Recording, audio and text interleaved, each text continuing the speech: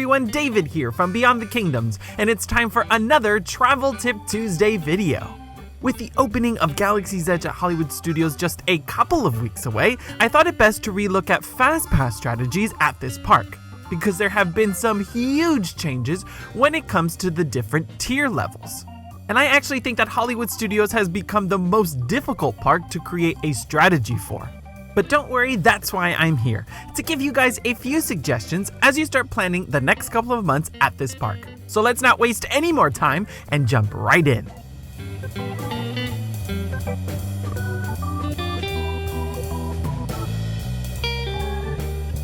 Alright, before I do anything, I want to give you a quick recap of all the changes to Fastpass Plus at Hollywood Studios.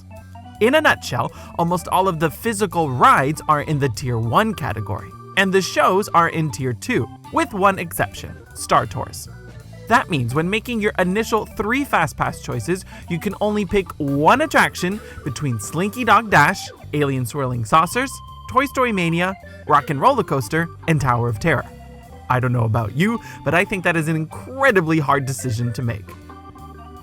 Then in Tier 2, you can choose 2 options out of the following: Star Tours, Beauty and the Beast, Disney Junior Dance Party, The Frozen Sing-Along, Indiana Jones Stunt Show, Muppet Vision, Voyage of the Little Mermaid, and of course, Fantasmic.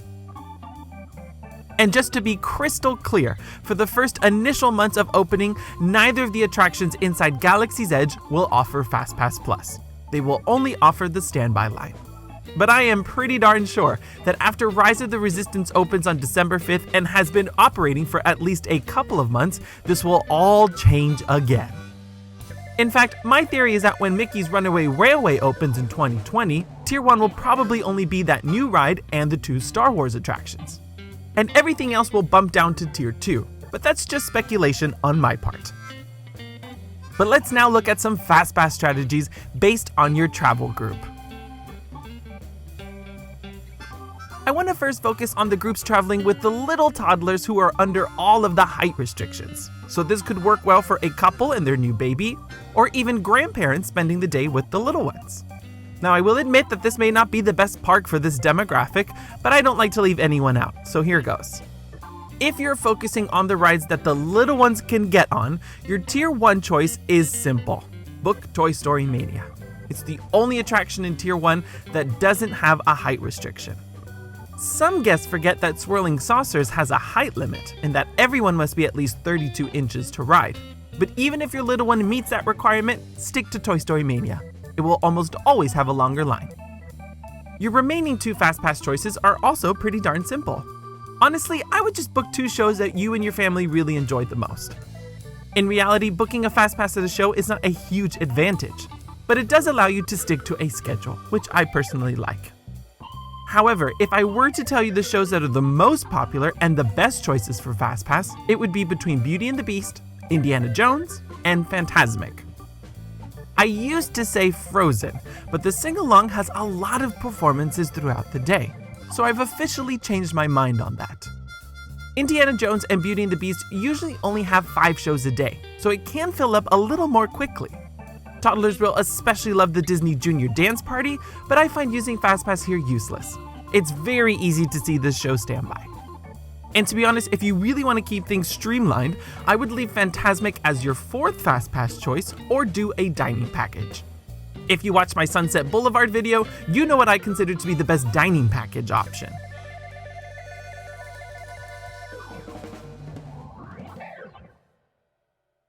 Now, if your child is a little bit older and can get on those bigger thrill rides, or if the parents simply want to have their fun too, even though the little one is too small to get on Tower of Terror, this is when Rider Switch is going to become your best friend.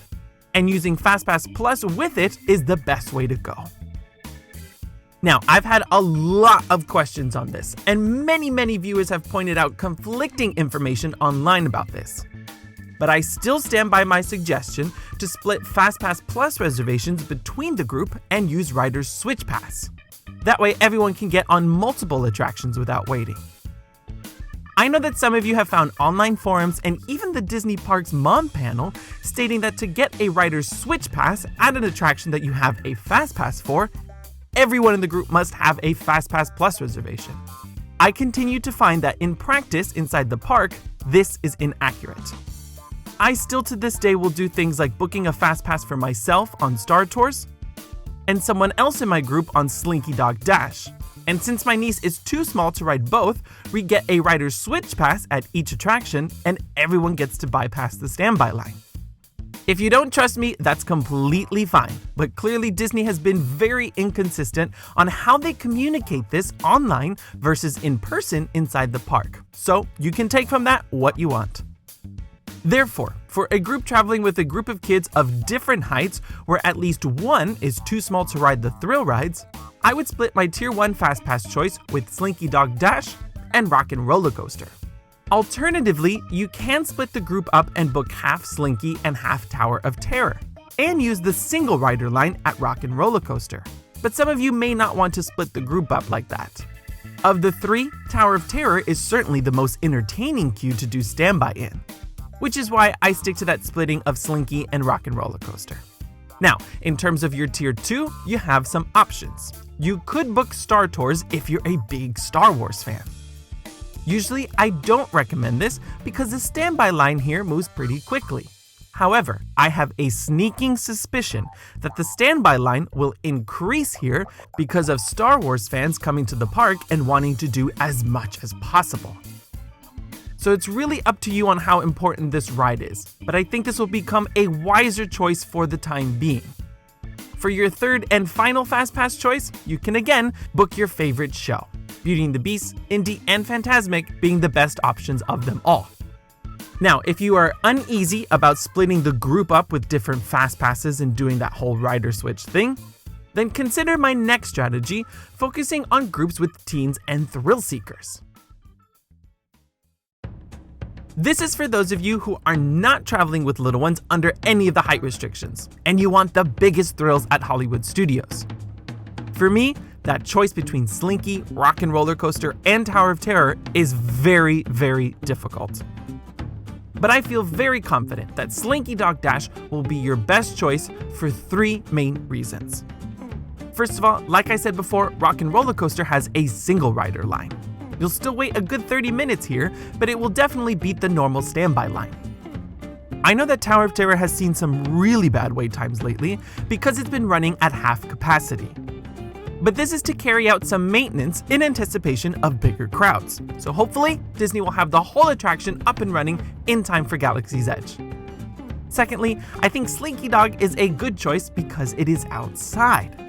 I cannot tell you how much of a bummer it is to wait a good hour and a half in the hot sun, to then see a rain cloud come pouring in and be told the attraction is closed.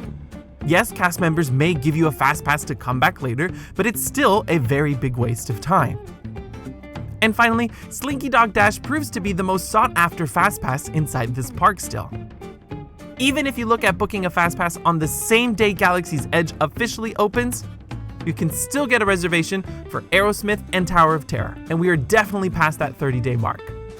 So that's why when being forced to choose between these three, I would go with Slinky. For your Tier 2, again, I would suggest Star Tours. I'm assuming that you want to focus on the rides over the shows, so you might as well book this attraction if that's true. And again, just choose your favorite show for your final choice. My personal favorite would definitely be Indy.